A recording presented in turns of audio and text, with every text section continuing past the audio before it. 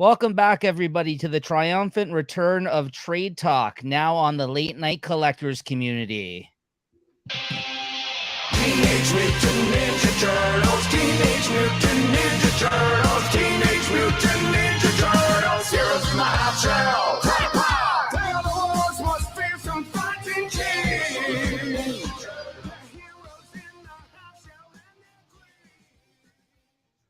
All right, there you go, and that's the version from the new game that just came out recently, Teenage Mutant Ninja Turtles: Shredder's Revenge, out on the PS4 and a bunch of other systems. What an absolute banger, eh? That's right. Maybe we'll have to do the Wu-Tang one as the outro here. That's right. That's right. But yeah, that was a pretty sick experience. I wasn't ready for, right? You know, if anyone that's played that game, you'll know what we're talking about. They just kind of bust out a banger right in the middle of the level. It was very cool. It was very cool, to say the least. Was not expecting that. Yeah, we'll have to do that maybe as the outro song for you guys. There's a Turtles related rap with Raekwon and Ghostface, which is pretty crazy to think of, But yeah, as I mentioned here in the intro here, guys, welcome back. This is the return of Trade Talk. It previously was an audio podcast that I did when I was just doing the Late Night Chat Network stuff. Now that we have our own YouTube channel, the Late Night Collectors community, more kind of aimed towards, like all the hobbyist type stuff that we're into, like all the the comics, the cards, anything that would kind of, we geek out over, things we collect, things like that we like to talk about, are kind of now over here on the sister channel, the Late Night Collectors community. And as you can tell, me and Peter are fans of the Teenage Mutant Ninja Turtles, of course, since we were kids. So we're kind of going through like a ninja's renaissance now. Yeah, exactly. Check the toys. They put toys in the background. Yeah, peep the toys, the NECA as well. We're kind of going through like a Turtles kind of renaissance lately, eh? They're really pumping out a lot of great stuff as of lately. It's been a good year to be a Turtles fan, Yeah, as we just mentioned, there is that new game, Shredder's Revenge. At the end of the year, they're actually bringing out a disc that has all of the old Ninja Turtle games out on it. The Cowabunga collection. Right, yeah. Which is an amazing name, right? Yeah. Great price, too. It's like $50. I mean, I know they're just rebranding a lot of old games, but a lot of nostalgia factor there, guys. So definitely check that out if you remember any of the older games. Some of them are actually going to be, you can play online with each other. Not all of them. Yeah. Not all of them. The arcade version, I think maybe even Turtles in Time is going to be an online. So definitely there's going to be a lot of new features. I think you could pre-order one version, comes with artwork and some cards and, a few different things too. So it all depends on what you're into, right?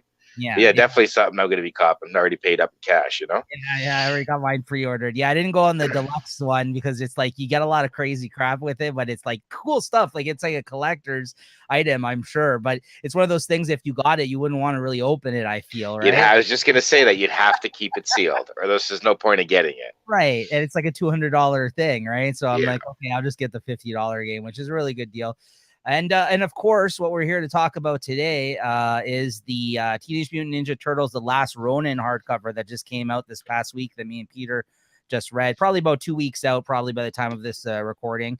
Amazing. IDW Comics, who's the current publisher of the Ninja Turtles for the last, I don't know, maybe several years, 10 years, maybe even. It's been a while, and I actually recently just caught up on the hardcover collections of that book as well. Although we won't get into all that here today. I'll show off quickly. This is the newest volume that just came out, volume 14, which is like the new era of the Ninja Turtles, kind of past issue 100. So I'm all caught up on the releases of the hardcovers anyways. So I highly recommend this series. It's very great. It's honestly one of the best versions of the Turtles like ever. It's like an amalgamation of all like the things that are good from like all the versions that we've been into, the older films, the cartoons. I haven't really watched a lot of the new modern Nickelodeon stuff, but I've heard that's pretty decent as well. So like, I can't really. Yeah. I don't like the art design of the new Turtles, but. Right. Yeah. But I've heard like in terms of the stories that they've been doing on those cartoons, I heard that they're pretty good. Right. But anyways, but yeah. So there's a lot of really good Turtle stuff out now. I think they're supposed to be making more films. Is that? I believe they're starting a new series. Yeah. Yeah, not like Michael Bay or anything. Those were okay, but not the biggest fan of those movies either, really, right? No. Just neither. Transformers, but with turtles. Right, yeah, neither was I, but I guess that Megan Fox and shit. It's hard to hate, right? They were big, they whooped ass. There's some cool parts, but Shredder, I didn't love Shredder. Yeah. and I didn't love. I don't know, just whatever, right? I'm The sure whole those dynamic of it. had its fans, and it's cool to see that they're still putting out stuff for this generation. I guess like it's a property that's been going strong for over 30 years now, right? Since the series came out. The series is basically as old as we are, and honestly, Yeah. so it's pretty cool. I actually watched the 1990s and 91 Turtles 1 and Turtles 2 on the weekend. Like I was just in a Turtles mode, so I was like, all right, fuck. At nighttime, I just put it on the trailer. And amazing. Like when I watched that first one, I watch it all the time. It just brings me back. I don't know, whatever. Maybe it's corny, maybe it's whatever. But for me, there's nothing better than that. Yeah, That no, apartment scene when they start fighting, the fire comes and the music changes and shit, right? Like that's it. And then they're at the whatever, right? I love that movie. I'm telling you, rubber suits over everything. Honestly, Everything, everything. Steve loving those suits is classic, man. Yeah, I can't get enough of that. That's what I Can mean. Seiko Bat tell me you didn't pay money for that? And like a lot of people like to talk trash nowadays too about the cartoon from our time, right? Like I think it doesn't hold up that well to some. No, it doesn't. Understand The 2003 cartoon, that's for me super underrated, super slept on. Like that's honestly, I don't know if you ever watched it, whatever. That's like the best cartoon for sure. Is that before Nickelodeon? TMNT. That's before Nickelodeon. Is that Nickelodeon? It might have been before. I don't think it's Nickelodeon. That's the film you're talking about, right? No, they did have a movie, but it was a show. Oh, okay. Yeah. I'm thinking of I know the animation. And that's kind of where they got this Ronin idea. I don't know if that's where they got it from, but Raphael plays like a night watch kind of character. Okay. And he looks similar to the Ronin, and he kind of is a vigilante, like a Batman or something, because whatever, right? Yeah. But yeah, if anyone has said whatever, if you never watched that series, I always say that the 2003 animated series super slept on. I've watched the movie. I don't know if I've watched the series though, but I watched the movie that you're referring to, where it's just TMNT. Yeah, that's right. It's like 2006 or something. The movie came out. Yeah, I've seen the film. Okay, cool. Yeah, definitely worth the watch. Okay. But yeah, as I mentioned, Trade Talk, it was a podcast I used to do basically by myself. Previously on the Late Night Chat Network, it was me just kind of talking about 2 or 3 books I've read every week it came out, like because I read a lot of like comic books in graphic novel form, of course. But then I kind of put that to the side, stopped doing that for a while, and figured we had to rebrand it and bring it back for the fact that we're actually going to sit down and talk about a graphic novel, because most of the comic talk that we do now here on Late Night Collectors Community has been comic shop talk that I do with Chris once a week. That's more of like the floppies, like the single issue type comics that come out week to week, right? But yeah, I know Peter's been reading some things recently, and I'm glad to sit down and actually do like kind of like a in-depth conversation about like a book that came out and we both read. Yeah, I know we talked about doing it for the end of Walking Dead, but that never actually came to fruition, I recall. But no, we never did it, eh? No, okay. About it, but we I think we both just got busy and forgot about it. But I know we both sucks. And we talked about it anyways. But yeah, I think we're gonna do Vader as well, and that never happened either. So it's nice that we got to do this one. But yeah, so hopefully maybe we'll get to talk about something else down the line here. Because I know you're kind of dabbling a little bit, picking up some trades and comics here and there. Now, are you gonna read the Fortnite, the Zero War? Probably not. I can't. No, you haven't been reading it. I have not. No, I don't really. I'm not going to open my issues, but I'm going to get the hardcover. Okay. So maybe I'll read the whole thing when it's done. Again, an option, right? But whatever. Yeah, okay, maybe. I don't know. I don't know about this whole Fortnite thing. I know it's Marvel related now, technically, right? Yeah, they got all the characters there and everything. That's true. Okay. You never know. You might be sleeping on it. Yeah, twist my arm. Maybe I will. Maybe I'll check it out. No, and for people listening, I'm a big like Fortnite collector. Not that I love the game or whatever, but I just think it's gonna be like a Pokemon boom in the future, right? So I'm just grabbing everything Fortnite that I can. Still very popular. Still very popular. Yeah, still very popular. But anyways, okay. Then otherwise, though, without further ado, let's get into the book. Talking about the book, I'm gonna put up some art from each issue. Now, this is a 5-issue series. They were oversized issues. Kind of like even like in like width, because they're kind of like trying to make it look like the old school Ninja Turtle comics, which were also bigger scale as well, like compared to like your regular like I don't know 9x12 or whatever it is size issues of comics nowadays. Not even 9x12, it's like a little thinner, but like I had to get a magazine top loader for that issue I had, right? Definitely bigger. Yeah. So, and stay tuned to the end of this review. We're going to look at a couple of other things related to Last Ronin, some cool, exciting new news that came out of San Diego Comic-Con actually as well. So yeah, I'm really looking Yeah, forward. and we've already been all over the place, right? Maybe some more shredders, maybe some more 1990s. You never know where we go. Yeah, I mean, you. It's hard to exactly. stay on topic, right? Talking Exactly. Fortnite. Yeah. All right, here we go. So this is the last Ronin, issue number 1, and as I mentioned, it came out in this hardcover from IDW Comics.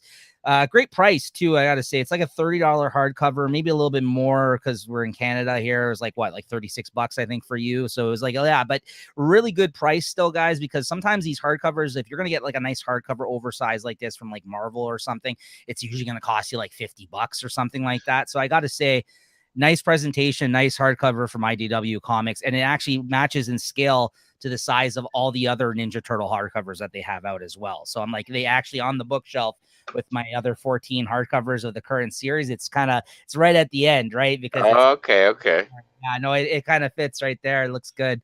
So I'm I really know. I want to dive into that original series hardcover, but I have so many ventures on the go. yeah. I just, maybe my good buddy Neeks will let me borrow them. Probably Yeah, not though. we could talk.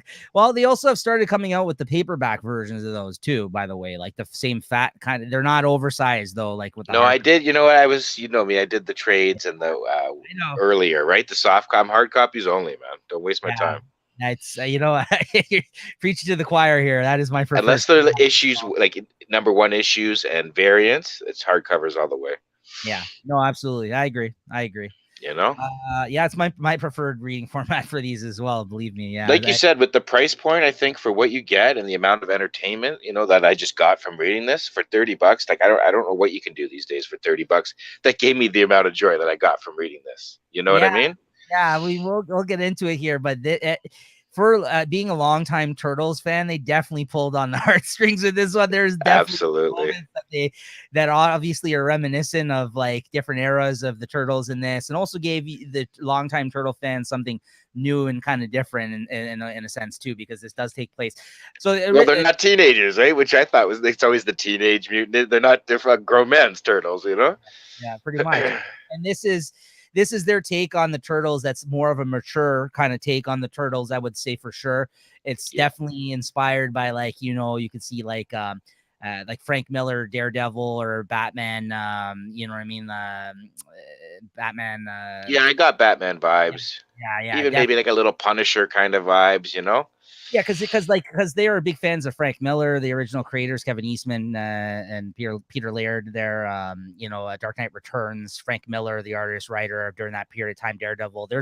We'll get into it. There's a lot of inspiration I think from those things in here for sure. But definitely got Batman vibes for sure. Yeah, it's darker in a way. It's grittier. It still has like a lot of the heart and like fun of the Turtles. Well, maybe not so much fun in this one, but like there's a lot. It's very serious tone almost, Yeah. That's why I'm glad. And we'll get into that at one point, but there's a line, I thought you were the funny one, like, right?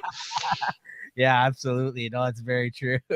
Okay, yeah. So I'll just start flipping through the art here, and we'll break down each issue here, one by one here of the story. So yeah, as I mentioned, the story is by Kevin Eastman, Peter Laird, and Tom Waltz. Tom Waltz co-wrote the first 100 issues of the IDW comic series. And he's like the new kind of guy who took over, and that was the story. And then Kevin Eastman, one of the creators outside of him, Peter Laird and Tom Waltz, wrote the script for it. So they actually wrote out the words, not just the Peter Laird, I guess, just helped with the story. And apparently this is based on a story that Peter Laird and Kevin Eastman originally drafted over 30 years ago after the Turtles blew up. Like they didn't expect it to be that as big of a phenomenon as it was. And Kevin Eastman wrote this thing in the back of this book, which was really good. I don't know if you read it, Peter. Did you read that little thing? No. He wrote, like, if you maybe read it when you get a chance. It's kind of just right at the end. Kevin Eastman, he says basically like how this came to fruition and kind of like this, like they wrote out this draft of like imagining what would happen to the Turtles 30 years in the future. And this release marks 32 years after the Turtles originally came out. And he said that they got so big after they did the first issue, they literally just put this to the side and never really looked back. And this kind of given the recent success of the comic book series and that it's still around right now, he said this gave us a chance to, rework this idea that we had. So he claims that this is based on maybe loosely on some ideas that they had back in the day that they were already thinking what would happen to these characters 30 years in the future. So if that's true, that's really fucking cool. I gotta say, pretty cool. Yeah, yeah. that's really neat. And I'm sure they added to it clear, obviously, but like that's really cool. So, and yeah, the art's by this guys I'm not familiar with, Esau Escorza, Ben Bishop, Isaac Escorza, and then Great Kevin, art. yeah, Great Kevin, art. great art throughout. Great art. So the great whole thing. so yeah, no, so yeah, basically opens up with I guess New York now, you know, riddled by pollution and global warming, they say. And you know, he's trying to make his way through this like river full of sludge essentially, because there's no bridges or no boats to make his way into center of New York, essentially. Like it's like an island there. Yeah, and then Manhattan Island, right? He Island, walls it off. Yeah, and it's like the stronghold for the villain of this story, which is Oroku Hiroto, which is the grandson of Oroku Sakai, who's Shredder, right? So yeah, Rokusaki. Yeah. Rokusaki. That's right.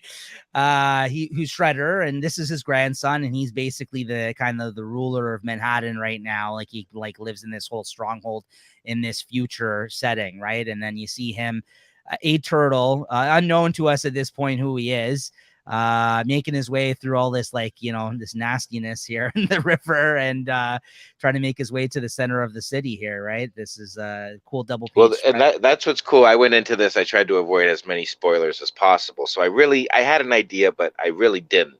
So for me, it was still kind of open-ended on who this turtle could be. And you see him using all the different weapons early on, kind of keeping you guessing, right? Which was cool. Yeah. As you said, there he's got a combination of all kind of the weapons that you know the turtles for, right? He's got swords on his back. Yeah, he's got the staff, he's got the size. Yeah, very cool. And yeah, right from the get-go, the art very gritty, cool looking. Like he's got the hood, like he's got it's like an armored kind of, like, you know what I mean, like suit that he's probably like some kind of thick, like flak jacket type of material. Yeah, exactly, something like that. And yeah, he's just kind of taking out, as you can see in the art here, he's taking out some of the cameras that they got kind of around like the area here, trying to work his way in here, right? And he's out for revenge right now, right? We kind of learn this as we go. They kind of just drop you right in the middle, like a cold open, where you don't really know. Just gonna say that, like going in blind, and then the first few pages knowing that you're like in an assault, it's like, oh man, this is awesome. You kind of jump right into the story, right? The first and last issue of this series, excellent action. Like they drop you right in the middle of the action. This first issue, nonstop action. This first issue right to the end, and then it ends with this crazy ending, which before we get into the second issue, which we'll get into. And same with the end issue. The last issue, like it's a final showdown type stuff, right? Yes, like it's excellent. The pacing of this comic for a 5-issue series was so well done. Like one of the best, like well-paced comics I've read in a while. Like that's the thing. I mean, they kind of were like, this is, you know, they left it all out on the table here, right? Like they didn't leave anything that, like, you know, they could have never done another story in this universe, and I would have been happy with this story, man. It's really good. Really stands That's right. That's right. It doesn't need any more. No. You know? No, absolutely.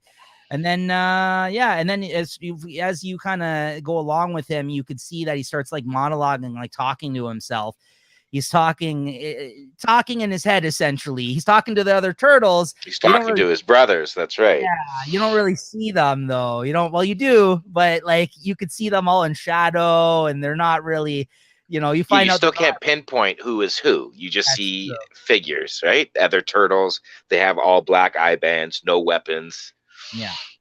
And then he kind of makes his way into the city here. You can see there's like, you know, still street gangs and stuff like that going on. He steals a bike. You know, the robots, the new Foot Clan. I mean, they're not the guys in pajamas anymore, right? They're more like cyborg kind of robots. They say they're like synthetic human. They have half human, half robot, a cyborg, essentially. Yeah, basically, the guy looks like Snake Eyes. Actually, I think I have some art coming up about him. He kind of looks like Snake Eyes from G.I. Joe, the one guy. That's right. Yes. On purpose, but because he's got the samurai swords and everything too. Katanas, yes, yeah.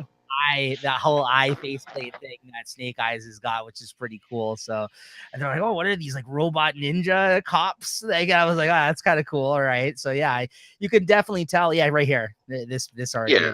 again, being thrust into the future like that in a story that we're so used to, like 90, we just talked about 90s turtles and whatever. So yeah, being thrust into, so it's cool to have robots instead of Foot Clan in a way, you know what I mean?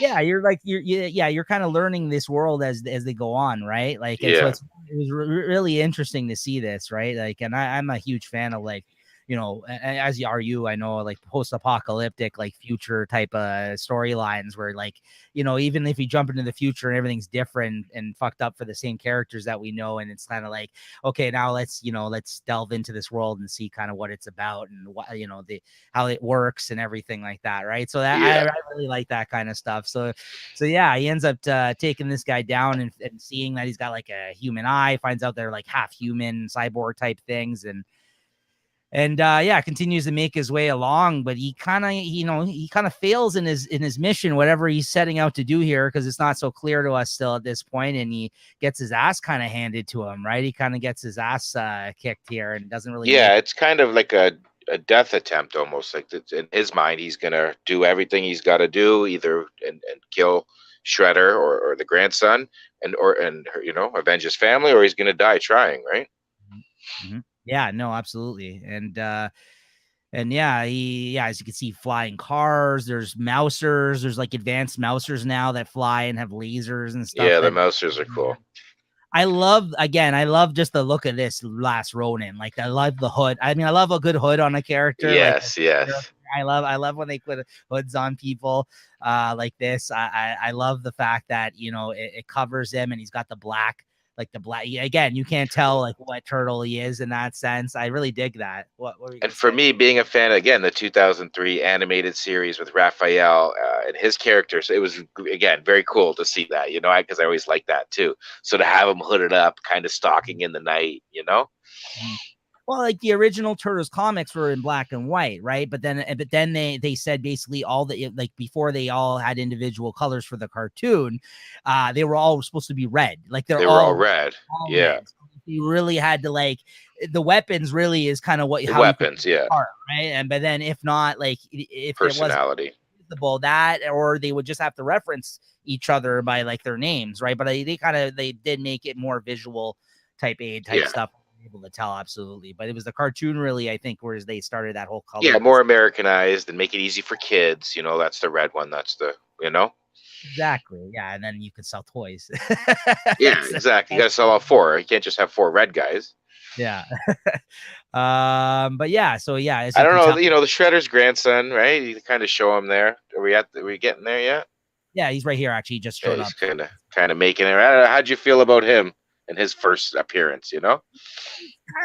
He's kind of a bitch, to be honest. He is kind of a bitch, isn't he? Like he just seems like he talks a big game, and then, like, you know what I mean? Like that final showdown at the end was pretty cool, I guess. But like, it seems like he's got to, like, because we're living in this future, he depends a lot on technology, it seems, over his skills. You know what I mean? Like, it seems that, like, he's definitely of this new age of maybe kids today or something like that. Sure, or like, all you kids take notes.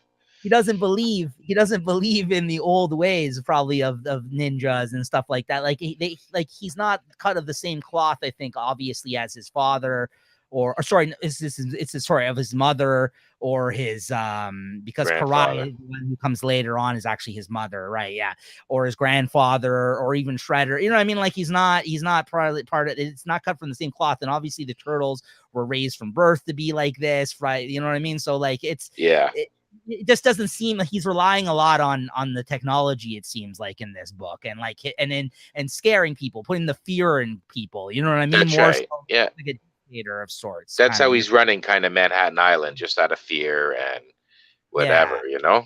Yeah, like holding everyone hostage. Later on in the book, where he projects a hologram in Manhattan and tries to scare people, like saying like, oh, you know, there's a curfew. Yeah. So, like, you know, it makes sense. It tracks everything. But I got to say, it's not like, you know, he's not Shredder, right? You know what I mean? Like, that's right. Yeah, no. But you know, he holds his own when they do scrap each other later on. But yeah, so he kind of gets messed up, as I said. And then he's fighting this big robot guys flying through windows. Yeah, so basically, then he makes his way to the sewers eventually. And I guess because he failed in his mission, he's gonna he's gonna pull like a seppuku or a harikari, like basically commit That's right. suicide because he Well, failed that in. very the samurai way, right? Exactly. Yeah. So he's basically, ashamed because he kind of failed, and he thinks like there's not a life worth living, and he didn't, and he's like, I'm sorry, master, and he lays out all the weapons, and he lays out all the headbands down, Yes. Yeah. and he puts the sword to his chest to do himself in, and I think he collapses, and his father's journal, which is a key part of this story, Splinter's journal he has with him as well. He lays it all out. And then this girl that I think he ended up stealing the bike from in town, who's kind of dressed up funky, like futuristic looking girl. She finds him collapsed there. And then it cuts to this scene of him talking to his brothers. Whether it's a flashback or current time, we don't really know. But he ends up waking up in the bed with. Well, I would say it's definitely a flashback, no, because they definitely seem younger. You think so? This is like a flashback so. to better times? Okay. I would think it would be a flashback. I wasn't sure if this was him seeing them in the afterlife or not, like for a moment, because you know why? Because they are talking like present times at this point too, right? About what just happened and everything. So maybe it's like a flashback, or like a memory kind of thing. Yeah, that's what I took from it, because if you look, the coloring in these pages are the same as at the end when you see them, as well. Kind of like golden and like heavenly and shit, kind of afterlife type stuff, right? Yeah, that's what I so I think this is like an indication that, and you see the heartbeat at the top of this page. That's right, flipping he's away, coming back. Right? Well, he's losing it on the page before, and then it's kind of coming back now, right? Right. So that's what I took. Okay, yeah.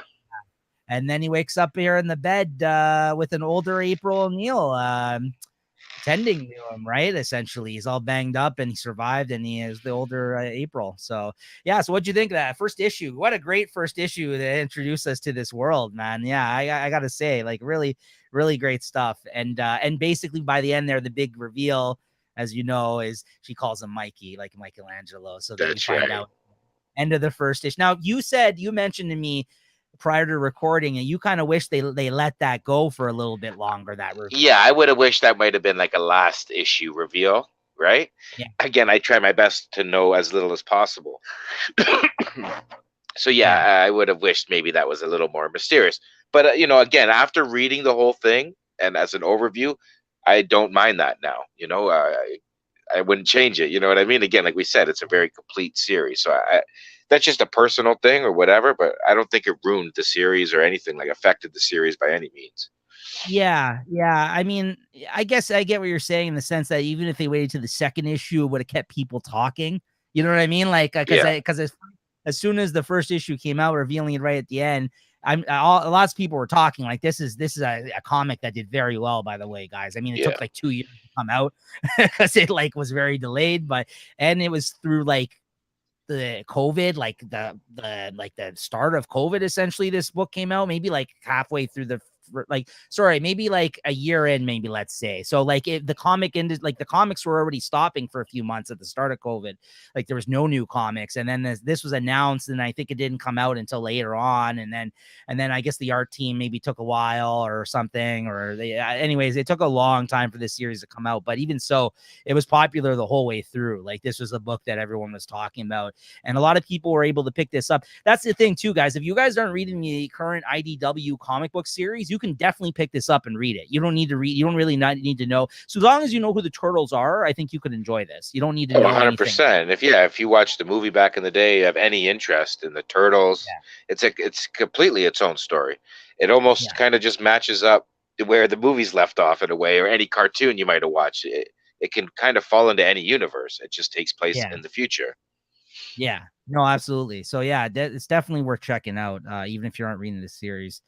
In this issue 2, you find out that the girl that basically saved Mikey, it was Casey Jones's daughter, Casey Marie Jones, and that him and April had her, and Mikey coming back kind of to Manhattan is a big deal because he kind of went off on his own journey, and we kind of the rest of the story now is told through flashbacks of basically where he was, and it keeps getting brought up like every issue. It seems like he gives you like little morsels of kind of like what happened to him and his family and kind of how it That's got to right. him. Yeah, So every issue is like a death, right?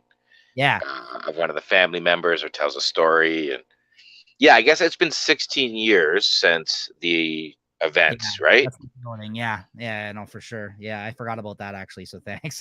Yeah, it's been 16 years. Like when April sees Michelangelo, it's been 16 years since whatever the events that we're gonna see in the next few issues. Yeah. Since those events folded, and then Michelangelo fucks off for 16 years, and now he just shows up assaulting Manhattan Island. Yeah.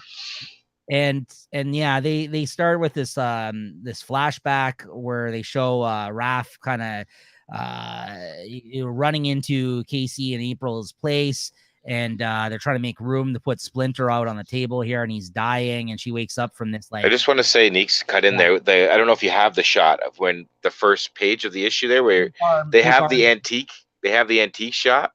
Yeah. Second time around, it's from the 1990s movies. That's the building that sets on fire.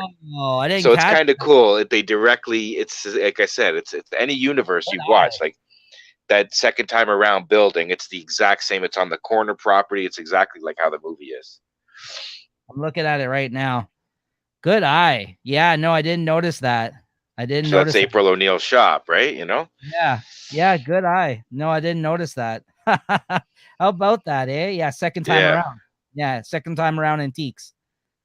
Very cool. Good eye, man. No, I didn't notice that. That's crazy. Yeah, because they're living on top of the store here, right? That's right. Yeah. Yeah. And they're together. So obviously in this, it's not like the movies, like the store didn't burn down or whatever, right? But it's cool that she's still he still has the shop. 16, or I guess yes, they still would have had it up to this point, right? Because this is a flashback. Yeah. No, absolutely. Good eye, so man. It's cool. Yeah. I didn't notice that. Again, it's the same. It's a corner lot. They did it exactly the same with that picture. Because again, watching the movie on the weekend, it's I thought, looking at it now, it's like perfect. It was really good. Again, I'm not surprised, just because like I said, like the IDW comics, they've done a great job of like I said, it is like an amalgamation of like all the best kind of Turtles stuff that they've done so far, and kind of trying to bring it and rework it into like a working kind of, you know what I mean, like new storyline and direction for them, like in the modern era, right? So I think they've done a good job. That's very cool though. Yeah, a good eye on that. I would have never noticed that. But yeah, she wakes up from this nightmare of Raph, essentially. Like they brought Splinter in and he's dying. It's kind of a cool scene. He's busting in. He's got his armor, but he's all bloodied up, and you can tell he's not in the mood. Like crashes, knocks the shit off the table, Yeah. And then who is it? Michelangelo and Donatello are dragging Splinter in after, right? Again, an emotional kind of, very well done by them. Issue 2, you're kind of thrust into it again, right? Now you got Raph busting through the door. You got Splinter. He's injured. You're like, holy fuck, what's going on? Not Splinter. You know what I mean? It's again, every issue they're like thrusting you in, right? And then Raph, being the hothead that he is, right? I mean, he's like, all right, I gotta, they got messed up, but Splinter got messed up, so now he's gonna go out and avenge him, of course. Yeah, he's not having any of it, He's like, this is it, man. And as that flashback is going on, you're seeing April get up out of bed. You could see that she's got a fake arm and leg, like now, essentially. Yeah, she's got metal prosthetics. Yeah, that something happened to her. And then you get this scene of Mikey kind of now, like as he's staying with April where she is, again talking to his brothers now. You can see them there, yeah, but again, no color on the eye stuff, or which I thought was really cool. Yeah, really cool.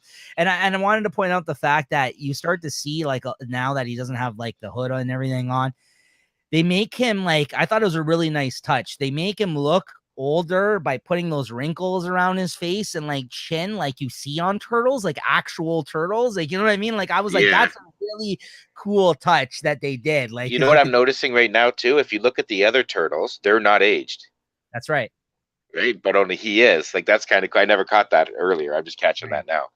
Right. Yeah. And then just really cool attention to detail, like those little things that they did. Really add a lot to it, I think, and to kind of show you that he's been through a lot, right? Like he's a grizzled vet, a grizzled war vet. Now, I don't know if that's the writer's choice that they told the artist to do that or the artist, but either way, they did a great job in doing that. Yeah, he's a grizzled vets guy. Grizzled war vet, man. He's seen some things, man. And and then basically you go back to the flashback here, and Raph has his showdown with Karai, who's basically leading the Foot Clan here, and she is. Well, he goes on some crazy solo mission, dodging trains and buildings, and he fucks up like literally 10,000 people beforehand. He like single-handedly takes down the Foot Clan. There's like 1,000 different like ninjas that attack him. Yeah. Yeah, he kills like 1,000 men. That's insane, man. And basically Karai looks like fucking Elektra in this scene, like from Daredevil. Yeah. Purposely, I'm but, sure. I mean, she's a female ninja. Like, what is she supposed to look like? I guess, but like even the color scheme, like the head, like yeah. She uses size. In the IDW comics, they make her look different than this in terms of like even the color scheme of her outfit, and in the IDW comics version. Now, I was looking it up actually a little bit about her because I just wanted to get everything right at the timeline. In the current series, she's supposed to be descendant of Shredder, basically, because in the current version, they're basically reincarnated in the future, like they're from feudal Japan, like in the newest IDW comic book series, right? So she's supposed to be like a descendant of his. And other things, like she was supposed to be his daughter, and then basically in this too, because like her son turns out to be the current bad guy of this story essentially, and Shredder's his grandfather, right? But like in other versions, apparently in like a Nickelodeon cartoon, they said that like she was actually a descendant of Splinter or something like that. Like there's like that's no good. I swear I thought I read that. So there's different, depending on which version of this character you've seen through the years, but I'm going by obviously IDW continuity right now, which is she is a descendant of Shredder essentially. And I guess, yeah, his daughter. So, but he's like, but from the past, not like current day, because they're reincarnated. It's very, it's very the way that whole thing works. But well, again, and we'll get into it in the later issues as the story goes that way, but I feel another thing they did well was keep up with the samurai heritage and the honor and why these two families are fighting. Why does Shredder and Splinter hate each other? You know, it's a samurai fucking feud from Japan. Like they do a really good job of keeping that history and why these two families or clans would be fighting for 30 years. Yes. Right? Which they actually expand upon in this storyline, which I love, and it tracks honestly in the current IDW series as well, because they spend a lot of time in the current series also kind of talking about this feud that between clans that has been going on all the way back from because you got to remember in the current one they're talking about they've reincarnated and they're still beefing now, like you know what I mean? That's right, yeah. Like it's like they've basically had like a beef all those years back, and now they've reincarnated, and their people are still going at it. Like so that's instant smoke, bro. It's on site. So it's very, very cool. Like I agree. Like this whole hate for one another for years. Like it's really crazy how this is their ongoing fight against one another. That's like basically why they exist almost like at this point. That's right. Yeah, which, like you said, ties into the meaning of the story, I think, by the end. Yeah, so you see him fighting a bunch of ninjas here. And, this is probably a tough part for Peter to read because... It is. I was at work. I shed a tear. I had to go pour one out for my boy. Raph gets taken out. They kill each other. But he kills her. You know, that's the main thing. He didn't die like no bitch, man. They basically die stabbing each other both through the chest, essentially falling into a river.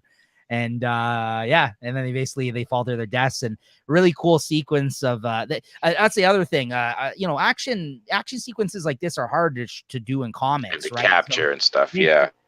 This and even the scene at the end in the last issue, the showdown, crazy fight scenes. Awesome. Great job. And I love that how you see this eye. Sad, man. It was so sad. I was like, Raph, man, why'd you have to do that? Like, I get he took down like 10,000 men, you know, and that's like his character. He's not going to listen. He's got to just go. He's out for blood. Yeah. And again, if anyone, I was hoping he was going to be the last Ronin. Again, the 2003 animated series, whatever. He's my favorite character. He's the most badass. There's no one better than him, but whatever. But they picked Michelangelo. That's no big deal. Which is my favorite. I was happy. Oh, yeah, exactly. Yeah, you've always been a Michelangelo guy, right? Yeah. So, but I was just seeing him die first, and I actually am happy that he was the first to die. because not only that, it's like it's the cliche. It's everyone thought it was him when they announced this. Everyone thought it would, because who else? Like, he's the lone wolf of the group. Like, who else would it be really that's gonna survive? Yeah, Like, he's so a snapping turtle. He's kind of bigger than the rest, you know. yeah, so it makes a lot of sense. It makes a lot of sense that it would be him, but it's cool because I think Michelangelo would be the least expected out of all of them to be the last Ronin, right? Which I think that's why they You'd went probably think he would be the first one to die in kind of this real war types, you know, the Joker, the whatever, right? Mhm. Yeah, no, super sad, man. It was whatever, you know. And yeah, then you get introduced. He gets introduced to Casey Jones' daughter. They start to get to know one another, and then I gotta say, so these pages, whenever they're like this in the old black and white style, kind of are drawn by Kevin Eastman. This is how the art used to kind of look, along with Peter Laird helping out. But this is just all Kevin Eastman here on the old Ninja Turtle comics. Very gritty and weird looking, kind of. And I gotta say, I love his style. I think it's unique. I think it works, but it's took me out of this story because of the art, the varying, like the different types of styles of the other artists and this one and Kevin Eastman, but I get that they're doing it for the flashbacks. Like, it works for the kind of the flashbacks of him telling his story. It has its place. That's how I took it. It was I like, mean, you know, you're a different part of the world. You're a different time, just like another flashback type of sequence, you know.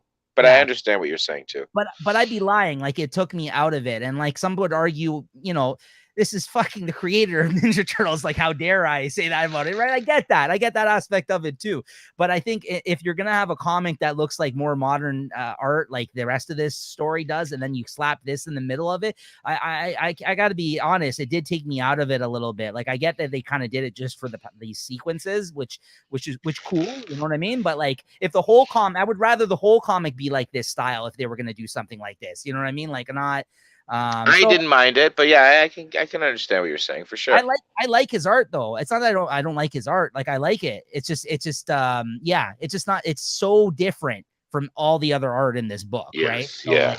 So that's why it kind of just took me out of it for a moment. But anyways, at this point they get into how Mikey traveled to Asia and Europe and into the mountains, as they say here, and he kind of goes on like a spirit quest essentially of, like, you know what I mean? Like, after this whole shit, everything goes down, he kind of goes and you know, he travels and, like, you know what I mean, trains and everything else. And I guess he figures out, what would you say? Like, basically he figures out that he, like, what he needs to do. This is before he decides to come back to Manhattan Island, essentially, right? Like, he goes on. Yeah, well, I think, you know, again, we're going to get into that as the story goes, but I think he goes there looking for some family members, maybe survivors, doesn't get the outcome he's looking for, and then goes on this kind of spiritual quest to figure out what to do with, you know, the rest of his life, right? Yeah, and then that's when he realizes he's just got to go back to New York and fuck Shredder's grandson up. That's right. It's back to the basics, right? And then the big reveal at the end of this issue is the fact that she's got Fugitoid's head in a safe, essentially, April. She's kept a part of Fugitoid, the robot, you know, who I guess in the IDW continuity was working for Baxter Stockman. And you find out is, like, he was from that whole planet with the Krang. Krang, yeah. Essentially. But yeah, that's the other. And I just want to point out, there's, like, you know, in the second issue, I don't know if you have the picture, but there's Michelangelo shows her the book, Splinter's book, and the pages that was kept keeping him going, and it shows her, and it's no peace, you know, so that he's just been living in this anguish for 16 years, right? And he makes a point, you know, of showing her, like, this is, you know, how I'm living, like, no peace. He's just been, you know, in his own head, like, living miserably, right? And at this point, when he shows her the journal, is it N-O piece? Yeah, N-O piece. Yeah. So yeah, that is a good scene as well. Yeah, no, yeah. If there's anything I missed out in the art, yeah, please, mention it, as I know you're flipping through the book there. Yeah, that's but yeah, that's also a very important part with the journal, as that comes back up later again. And then this third issue. This is when that's where you dive into Shredder's grandson's little backstory on him. Yeah, maybe it slows down a little bit, but still good, right? Yeah, Roku puts the city on high alert, essentially, against the turtles, or the turtle and his friends. And this is where we get to a flashback to a time where Hiroto tried to convince them of a parlay in Japan, actually. This is also in his stronghold. Like, this is him now. This is like That's right. Yeah, that's when he puts out the hologram, right? this is like he's got his like Messiah clothes on. Like, hey, you must Yeah. listen. Like, you know what I mean? Like, it seems like, this guy's such a dick. And but yeah, here he is with the hologram, as we talked about earlier, addressing his people. I guess martial law breaks out, and yeah, here's him checking out the journal. But yeah, from here you basically they go to those flashback where they tried to convince them of a parlay in Japan, and basically what's his name? Don and Splinter go out there, and then it turns out it's a lie. And they leave. What's his name? Leonardo and Mikey with Casey Jones, basically to hold down the fort. And Baxter Stockman takes it upon himself to attack them as they're defenseless without Donatello and Splinter and unsuspectedly. And he ends up fucking blowing up a Mouser and destroying Fugitoid, killing Casey and Leo in this down, all with one explosive. He runs into like they kind of overwhelmed by all the Mousers and everything else attacking their place, and gets taken out, man. That was pretty brutal, that because he not only took out Leo, he took out Casey, which is a fucking deal, and Fugitoid, he was able to get salvaged because he's a robot, but still, like that's yeah, that was to take out Leo like that, and it was a good move, I guess, with the Mousers. And what I like about this part is that you see the turtles in a more like kind of futuristic. They all have the armor, right? And they all have, they're a little bit aged. They're not as aged as Michelangelo, but they're a little bit more aged. They have the armor. So again, like a different take on the turtles with this armor and stuff, which I like a lot. Mm-hmm. Yeah, you could see Leo there. He's kind of got the stuff around his neck, right? Like a big flak jacket. And I like that they didn't shy away from like the blood or the fact that like Michelangelo is just like choking that guy out with his nunchucks there. That's right. Yeah. Essentially, like they're like the war has gotten pretty ugly at this point. Like it's always been bad, but like even in the IDW series, like although it gets serious at times, this last Ronin, they definitely played up the more mature side of like this story, essentially, and like the darker aspects of it. Like it's a lot more violent or like at least death and killing in this than there is actually even the regular series, I would say. So at least the way they portray it, like there is a lot of fighting and death. No, that's not actually, no, I take that back. There is a lot of death and fighting and shit in the current series too, but not as much as this is just more impactful because it's like 5 issues. It's the turtles that are dying, right? Yes, exactly. So that's why it kind of meant a lot more to me, though. But that, like this panel here that you see on screen, though, great panel with Casey. Like he's got the sledgehammer there. Yeah, that's sick, man. That's a sick. What is that, like a bat catcher's kind of padding or whatever type of armor he's got on too? But like in the top one, it's just like you see like the landscape of like 1,000 Mousers just flying. And he's like, well, it's kind of like, all right, well, like, this is it, I guess, right? They're like, that's right. And then he's like, Mikey, he's like, he's like, kind of take care of this or whatever, That's right. Tells them to do something, right? And he's saying like, their goodbyes, yeah. So, yeah, crazy moment, man. And then you get the explosion here, Baxter Stockman, even Fugitoid, like he's like, don't hurt my friends, like you're here for me, like take. He's like, and then he's just like, oh, okay, and he just like blows up the whole place, right? And then again, this one-page spread, this full-page spread of splash page. Horrible, man. Like my heart was in my throat when I see this. The symbolism is so brutal. Like you see the sword of Leo there. You see the and it's broken, right? Yeah. And Mike has the broken sword. Yeah, you got the Casey's mask just hanging off of like the Bleecker Street sign, right? Great job, though. Very touching artwork, Then I don't know what the hell this guy is off his rocker. I don't know. He starts like climbing his fortress. I don't know the shredder stuff, right? Cool visual though, as like the rain's coming down. He's like, like the heavens almost like, I'll take you down, like what I mean? And he's doing his ninja stuff, right? Yeah, and then you find out at the end here that April basically has a crazy tank that she's I guess that's built. Right, she's been working on. Ready for war, man. A couple I guess they talked about already, we never talked about, but when Michelangelo, he did stab himself there, and Casey Marie found him. They talk about how he's kind of gaining some new powers, some getting older, and his body's, we skipped that. He's regenerating, he's healing faster, he's kind of mutating, and whatever turned him into the turtle to begin with has continued that process, right? Yeah, I was just about to say that. Yeah, I did have it in my additional notes here. Yeah, absolutely. That's actually one of the coolest takeaways. If I didn't talk about it with you previously, that I had from this series, I love the fact that they said their mutation continues. Like their mutation is not even done as they get older. He's actually gotten stronger in some sense, like as well. Like and his body is, as you can see, he's like thick now. Like he's like, yeah. Well, Michelangelo wasn't the big one, right? But right. now, yeah, he's bigger, thicker. Yeah, for sure. Yeah, so I love that they added that part, like those little things that they put in this story. And there's another one in the next issue that we learn about Casey, Yes, yeah. right? Which we'll get to, which is also another really cool thing that they added to like the mythos or whatever of this whole like they actually took the whole mutant like mutation thing to heart in this. Like they really wanted to drive that home. Like they wanted to take advantage of the fact that we've never seen turtles like this long into the future. Like these That's are right. Actually, we see them as 15-year-olds. Yeah, we don't see them as 40-year-olds. Yeah, we didn't know that back then, right? Or the after effects of mutations, right? Like, so it's very, very cool that they added. I agree that that's one of the coolest things about. Yeah, again, I brought that up. Me and you had talked about that. You kind of put me onto that. Yeah, I was thinking definitely cool. I can definitely agree with that, right? Yeah. No, that's why I wasn't sure what we talked about and what we haven't at this point, because I know we wanted to keep a lot of it for now. But that's right. Yeah, we always do that, right? But we got to just shut it down. I know. I'm no fun. What can I say?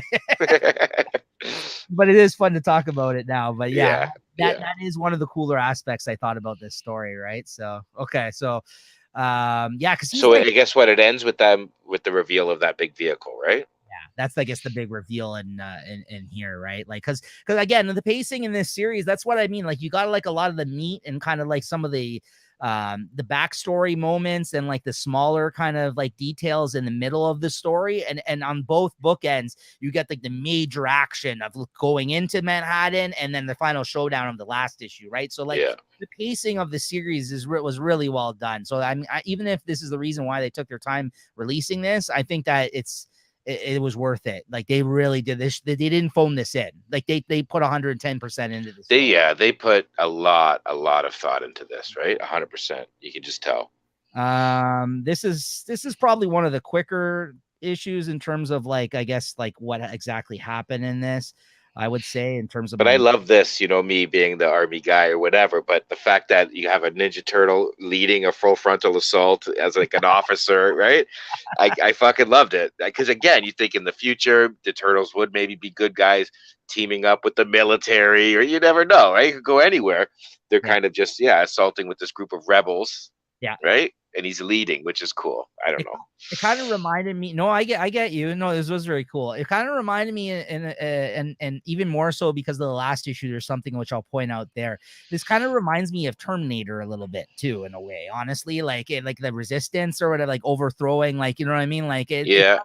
I know there is a cyborg aspect to this storyline as well. And there's another thing in the last issue, which I'll mention when we get there, that really reminded me about Terminator. And I don't know why, like, I wouldn't like looking at this story, like, you know what I mean? At first glance, you probably wouldn't make that connection, but I think that's why, like, there's a lot of good, like things from sci-fi that they kind of put into this story too. Right. Like there's a lot of elements, I would say, from a lot of things that, you know what I mean? Like, even like I said, like there's a lot of influence, I think, in this story of that they kind of put from different other things, right? So okay, I'm interested to see this Terminator reference. Yeah, you'll see, because you'll probably agree, I hope, once I point it out. But yeah, this was awesome, like the way exactly like he said, like, leading the assault, right? Fucking Gears of War over here is he's like that's right, yeah. He's like, wall vaulting. Very cool. Yeah, double page spread is awesome. They're just their way of when they do the double pages of artwork like that, it's amazing, they don't overdo it. Like they do it maybe once or twice an issue, maybe once an issue probably like this, but opening sequence, it seems like, of every issue, and then it says like last Ronin part whatever, right? So very cool. But yeah, and then from here you see Mikey starts to train Casey Jones. Listen, this is the question that I know that people want me to ask. Would you smash Casey Murray or what? She's 16 here. Okay. Oh, okay. No, sorry. I thought she was 18. All right. Well, you Because got an age drop like that, Neek. So, I'm not judging how you, do you but know she's 60? Wait, you fucking ID'd her? no, they talk about it actually. First off, This guy, like R. Kelly, where you fucking no, I'm dig not into the archives to find her age? just when you ask me flat out, yes, absolutely. But Yeah, I would have to be around the same age. That's why I mean, yeah. No, that's what I'm talking about. High school, Peter. What's wrong with you? that's right. Because there is a moment where he's talking to his brothers in his head, and he says that they're like, "What is she like? 17? She's like 16." And we were that age when we started doing this. Because remember, they're Oh, that's right. Yes, trying yes, to yes, convince yes. them like he's like, yeah, but we were trained from like when we were like born, you know. I think that's what they said, Yes. we're born into this. She's not, right? Because they're trying to convince them that maybe he shouldn't go through with the training here. His brother's in his head, right? So, but they do start training in this, and I guess I'll jump ahead. It actually happens towards the end of the issue, but the big thing, the big reveal of this that we kind of hinted to in the last issue was due to prolonged exposure from being with the turtles, April actually gave birth to her having mutant abilities. She's got like strength of mutants. Casey Jones's daughter here, so that's pretty.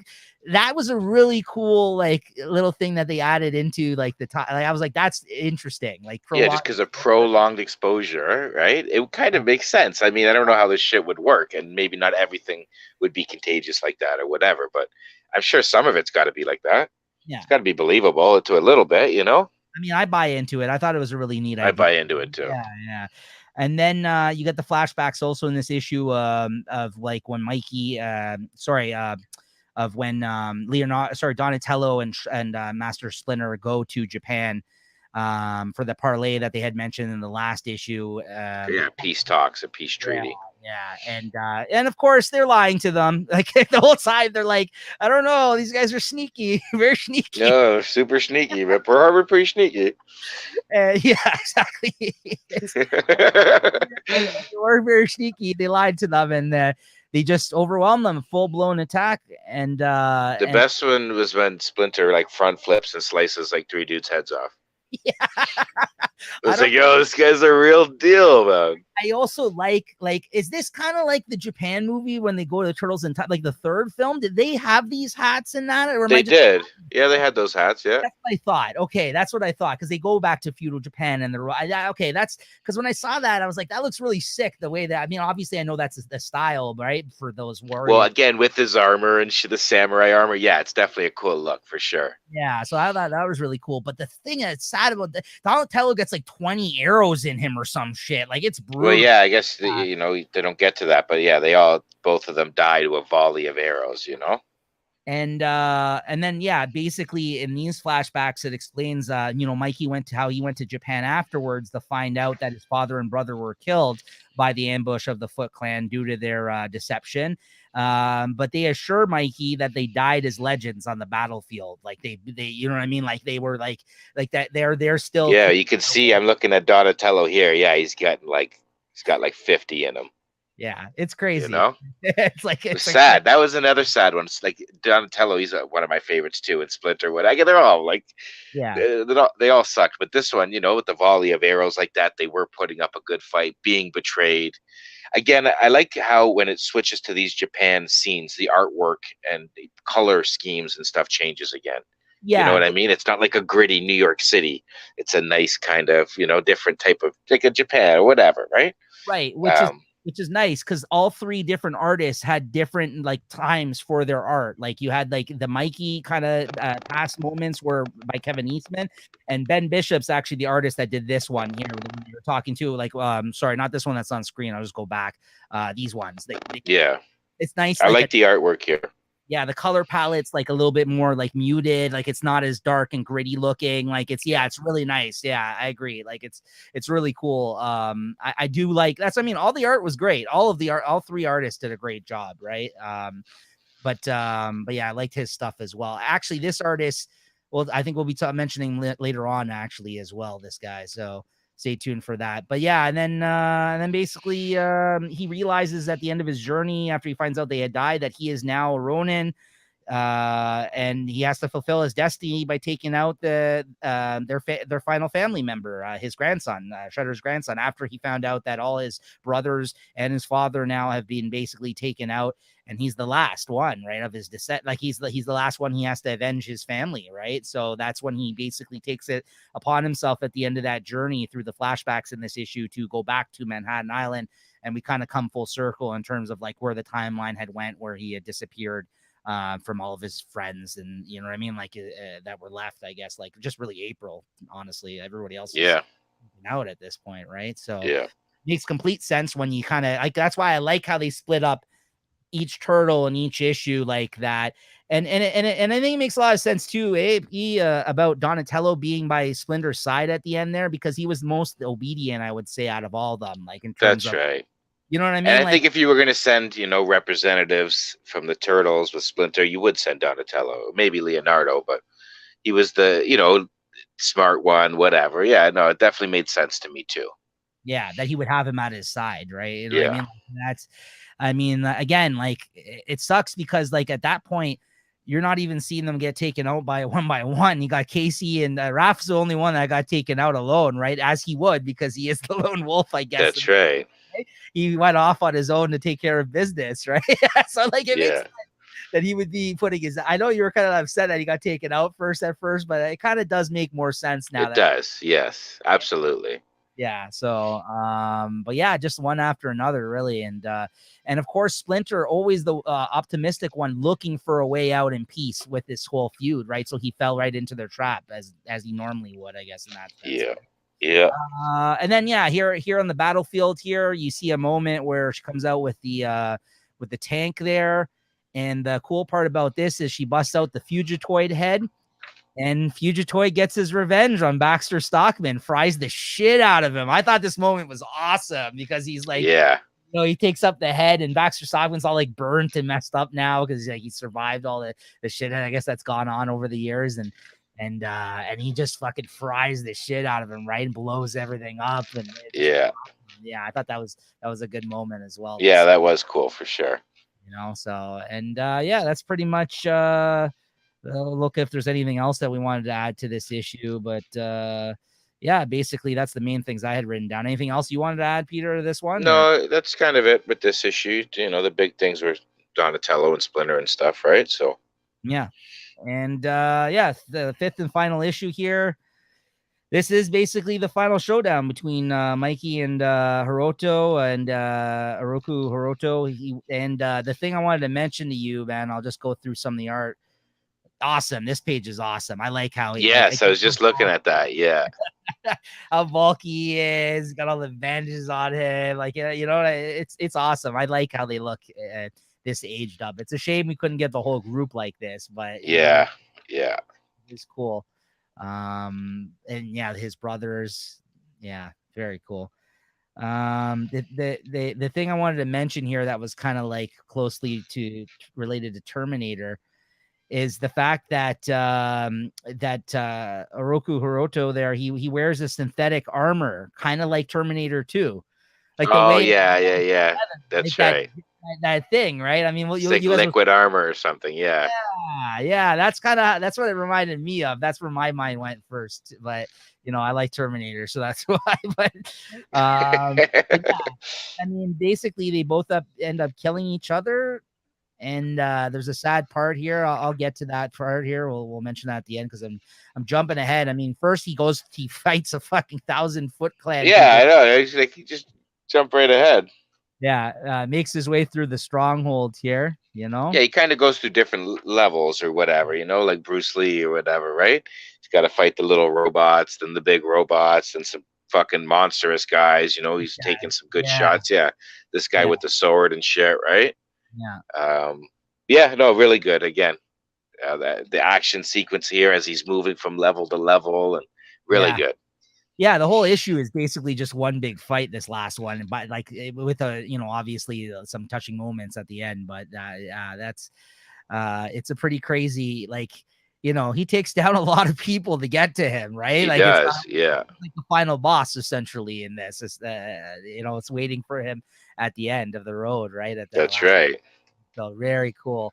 Yeah, and here it is. So his mother has been, I guess we failed to mention this. His mother, Karai, has been like cryogenically frozen or something this whole time. She's like in a tube. And I don't know, he gets frustrated here and like fucking stabs the thing. I don't know. Just kills her, yeah. Yeah. But then he puts I think Michelangelo threatens to kill her, and then he's like, "Oh, well, fucking watch this," and then he just does it himself, right? Right. He's like, I don't give a shit. And then he fucking goes crazy. He's like deranged, like he's fucked up, this guy at this point, right? He's like mental. And then he had awesome, cool costume though. I gotta say, like it's got the Shredder kind of look. It does have Shredder vibes, yes. But it's the synthetic kind of like armor type stuff. Like that's what I mean. It's that's what I mean. It reminds me of the Terminator thing. Like if it gets stabbed or something, it'll form back. You know what I mean? Like it's really cool. Like I do like it. I gotta say, like this for the final showdown, I'm glad they made this choice and kind of made it look more Shredder-ish, even like a more futuristic Shredder look. Yeah, look at that. That's pretty cool. I gotta say, that's pretty cool. Like he's been like, kind of annoying this whole time, but like this final showdown, I was like, okay, but I thought the same thing. Like, okay, this guy's kind of redeeming himself. You know what I mean? Yeah.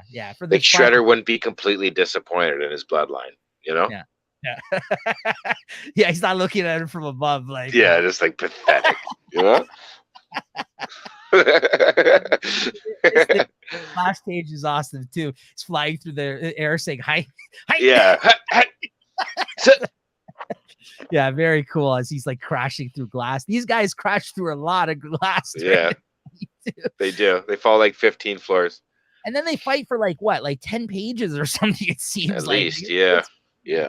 And like you pointed out with the levels, like that's a good point because they ascend down into levels. That's right. Down into the sludge, like into the fucking sewer, like almost like the grimy river or whatever that's outside. That's right. Yeah, the Manhattan River. Yeah. It's awesome visual. Like, so I'll just continue flipping through the art here, but this is the artists, they killed it in this scene, especially. Like if you're gonna go out in this final showdown, they succeeded. And then up to this point, he hasn't used the nunchucks at all. And then he fucking busts them out and just starts whooping the shit out of him with the nunchucks, which I loved. Because he's used the size, he's used the sword, he's used everything, but I'm like, this fucking Michelangelo. And then when he does bust them out, it's not like a joke, like in the movies, him and the Foot Clan have a chucker, or whatever, right? He fucking busts them out, and he whoops some ass with them, he smacks him in the head, again, really good. Like really showed Michelangelo with the nunchucks, I felt, Yeah, no, good point. That is true. He did use different weapons like throughout the book, but he didn't, not his own mastered skill, right? Yeah. But to beat the big boss, he has to bust out the chucks, right? There's no going back. He knew this was it, right? Like, have to bust out everything here, right? Like, so right here. This is actually the page where he starts. Yeah, he smacks him right in the head there. Yeah. Yeah, that's a cool panel too. How it like stretches out across the panel, it just smashes him in the face. And it shows the armor, right? I don't know but if you look at his skull, every time he gets hit, that armor kind of goes away, and then Michelangelo starts talking about it in his head. I got to figure out a weak spot. And, you know what I mean? That's again, with us talking about it, it's not doing it justice. But like you said, Michelangelo's kind of monologuing this whole thing in his head with advice from his brothers and stuff like that too. So, just to hear the conversations he's having while in these battles is really cool, right? Yeah, because even some of the voices in his head that his brothers like at times were concerned and telling him not to push himself too far. Like, and he was just kind of like, no, I got to do this. Like, I got to, like, you know what I mean? Like he was even convincing himself, where you would think that maybe the voices in his head would be telling him otherwise, like maybe helping push him. But at times it was the opposite. They're like, you're never going to survive this. And then he's like, I don't care. I got to do it. You know what I mean? Like, so it really steps up. Like he really steps up the task in this. Like, and that's the coolest part about this story, along with the ending, which we're gonna get into in a moment here. So, but like, because it all goes full circle and it kind of rings true to this character as well. But like he's like, he just knows, like exactly like you said. That's why I love this samurai shit as well, and ninjas and everything. Like it's the honor. Like my fam, like you took out my whole family. Like I have no choice in the matter. Yeah, everything I have is being left here today, right? I love that, man. I love that. So so they at the end they get flushed out of that tube here, and they're like fighting in the dirt, like they're like fist fighting. Yeah, they're in the sewers and shit. Yeah. Well, Man. I guess that's what the sewers are being flooded out, and all the people living in the underground are kind of going to get flooded out with the water. So April O'Neil's down there, fucking welding some shit, trying to fix the water pumps, so the city doesn't get flooded out. So that when you see them, the page before this, they get dumped out, but the pumps kind of start up and they get sucked out and shot into the river. Yeah. So cool.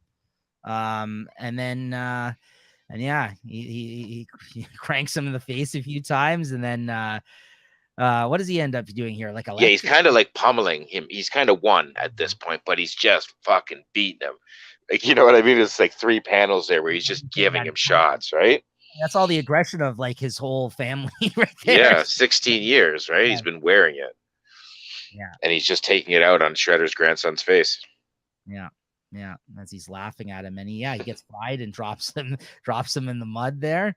Yeah, that's right. Over, and he starts dying, man. Like he's bleeding out. Like he took everything he had, left it, and take him down. And then Casey's daughter runs in there, Casey.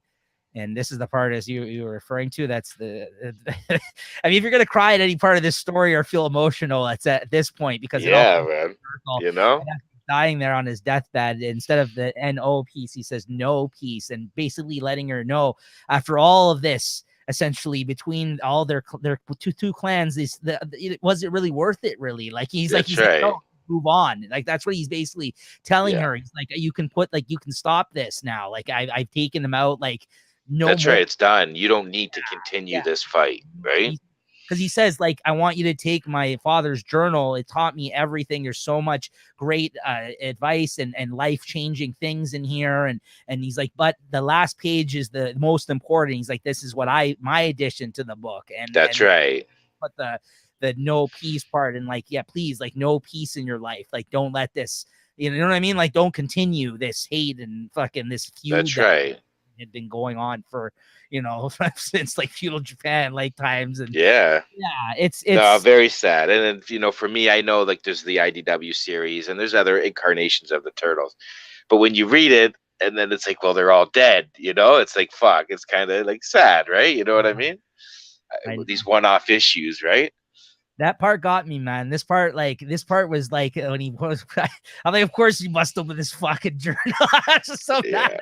I was like, that's pretty awesome, man. Like I was just like, yeah, that was that. It made so much sense just because it's true, because they show the progression throughout all these issues. And like, even if you know the history, or like I said, if you've read the IDW series and you see like that, it just never let up. Like they could never let up this, like Shredder and Splinter time after time is even to the point where it was his demise, like trusted them to like mend this whole relationship between them. Like they were willing to stop the fight if they were, but they just kept pushing it. And it went from like, like from his daughter to her son, like it in the bloodline, like it was just like every person that would come up through the Foot Clan's ranks. And then in the IDW series, they're quick to mention to you that they are trained from children as well. Like they just steal children and they fucking train them in the Foot Clan, or like they take them from people's families and stuff like that. Like, you know what I mean? Like, so, or that they take like children that are like homeless and shit like that, and then they teach them in the ways of the Foot Clan. And then a lot of the people that's how they get there. They just lost their way, right? And then they fucking end up fighting for the Foot Clan and become the fighting these giant fucking turtles that you can't win against. So like, and this part too, when he's dying out here, he says that, and that's why I mentioned it earlier. He says that he's like, he even on his deathbed, he apologizes to Casey. He's like letting her know, like he had no choice, like in his destiny in defending his family. Yeah, because she's saying to him like, you were supposed to train me, and and that's what he's saying. Like I had to do this. I had no choice, right? Yeah, but that's what I mean. He's like, he finding it like you do. Like, you know what I mean? Like, he's like, you like, don't follow in my footsteps. Right. So, yeah, man. Yeah. Very good. Very sad kind of end of an era, and as you see, he dies there, and you see the heart rate going down as he's dying. And then he gets back to this golden scene of him reuniting with his brothers and Casey and Splinter and everything. Life, I guess, right? And nice touching moment here. I love how they show them all on top of the roof here in the last page all together, kind of like hugging each other, and they're like, hey man, like you're here, or, like whatever they're saying to him. He's like, yeah, you finally made it back or whatever. So, you know what I mean? Like it's nice. I like that ending. And then you get this next page here, which gave us hope for somehow continuing this story sometime in this timeline. The last Ronin. Yeah, we talked about knowing peace, but I guess there's going to be none of that. He continues the train, just to kind of do it right. And meanwhile, it looks like she's growing her own. She's got her own baby turtles there in a little globe there. Whether or not that's going to become the new Ninja Turtles of this timeline, I don't know, but it does say to be continued. And we'll get into a piece of news that just came out of San Diego Comic-Con this past week. But yeah, Pete, overall thoughts though on this book though? Any final thoughts on this as we finish out the last issue of the series? Yeah, again, amazing. I don't read too many comics at all, really. I'm getting into it more, reading the odd stuff here and there, stuff I'm interested in. So as a one-off kind of story, I don't have to continue reading. I don't have to worry about getting issues every month or whatever. Just to be able to pick this up and read it and be so impacted by the deaths and the story be able to relate to me in the 90s and the series that I like, the 2003 series. Overall, it's like 10 out of 10. It doesn't get better for me. Yeah, I was gonna ask you if you would give it, like if you had to give it something out of 5, but yeah, 5 out of 5, 10 out of 10. I agree. I think, yeah, I don't really have I have no complaints about this. Like, you can nitpick it just to nitpick it if you wanted to, right? But that's all you'd be doing. It gave me everything I wanted from this. Yeah, absolutely. I agree with you. Yeah, I can't really, like you said, I can nitpick it. I can try to find negatives about it if I really wanted to, but I feel that it was very successful in what it set out to do. And not only that, I think it's a great addition to the current series because it takes place in the future. I think a lot of it tracks and makes sense to the current IDW stuff. I mean, Tom Waltz, one of the co-writers of this, along with Kevin Eastman, wrote the first 100 issues of that series. So like it all seems like it could exist in the same timeline. I think, although could it though? Because now like they're gonna grow new turtles, and then in the IDW series they're existing. So they don't, unless this takes place at some. That's the thing. They don't reference any of the other characters, obviously, that are in that story. But I mean, they could always say they just weren't in Manhattan. I mean, it could lead up to, it could lead up to this assault and shit happening. I guess it could, and then they just jump to the new timeline. Yeah, I think that's one of those things that, like, again, like if you start like picking it apart, then I'm sure not everything's gonna work out perfectly and track in that sense. That's right. But I think it's not a far stretch to imagine that this would be the future of where they're at currently, let's say. Although a lot of things would have to change. Like, for instance, right now in the current storyline of the Turtles, Splinter's dead, right? Shredder just came back to life. So like there's a lot of things that would, you know, I mean, like how far in the future is this, right? Like I know they said that there's 16 years of him since this whole thing happened, but how far were they in the future? Right. Like Casey and them had to be in their 30s or 40s probably with you know what I mean? Like, or maybe not, maybe in their late 20s. Say the late 20s, 30s.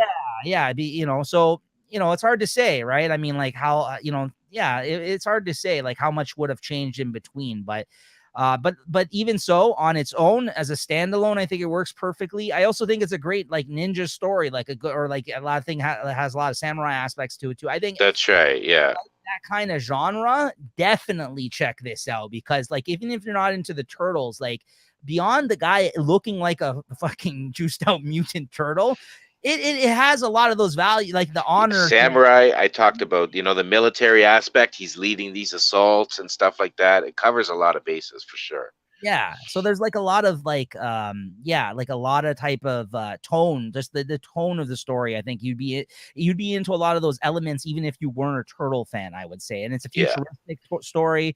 Yeah. Really cool. Like really, really great stuff. So yeah, I agree with you, man. I have no fault with this story at all. I think it's a great little package. It's hardcover. And great stuff. I mean, if we definitely do other things in the future, this was definitely a good one to start off with. I think, very successful. And speaking of that, it was so successful that this past week at San Diego Comic-Con, they just announced that there's going to be a sequel of sorts, like I guess stories in the same type of timeline of the last Ronin. Well, it's going to fill in the gaps, I guess it talked about, right? Yeah. So I guess the 16 years, maybe what April and shit was up to, maybe the time, again, like you said, like how old are the turtles in this IDW series Right. that's currently running? Oh, Like, are right they now they're still 15? Are they 16? yeah, they're like maybe 17, So 16. maybe, it seemed like when let's say when Leonardo and Casey Jones died, that they weren't 16 because they looked a little bigger. They had some armor and shit. Right. So maybe, that's like 10 years into, maybe There's- the turtles are like 25 or something at that point, right? There's a So it could lot. fill in the gaps there too.